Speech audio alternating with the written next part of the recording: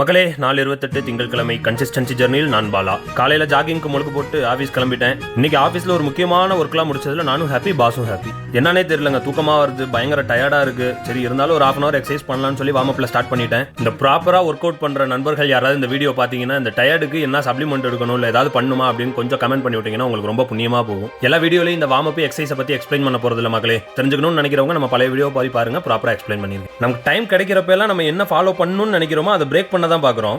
Break பண்ண சொல்றதும் அந்த மூளை தான். பிரேக் பண்ணதுக்கு அப்புறம் சப்ப காரணம் சொல்லி ஆறுதல் சொல்றதும் அந்த மூளை தான். சிம்பிளா சொல்லணும்னா நம்மள நாமளே ஏமாத்திக்கிறோம். யூடியூப்ல நிறைய பேர் இந்த மாதிரி வீடியோ பண்றாங்களே, சிம்பிள் தான் போலன்னு நான் நினைச்சேன். ஆனா கன்சிஸ்டன்டா இருக்கிறது எவ்வளவு கஷ்டம்னு இப்பதான் மக்களே புரியுது. இவ்வளவு கஷ்டப்பட்டு கன்சிஸ்டன்டா இருக்கிறதுக்காகவே நீங்க ஒரு சப்ஸ்கிரைப் பண்ணணும். இப்ப எல்லாம் ஒரு மனுஷன் ஒழுக்கம்னு கூட சொல்ல முடியாது, நார்மலா சாதாரணமா வாழ்றதுக்கே முடியல.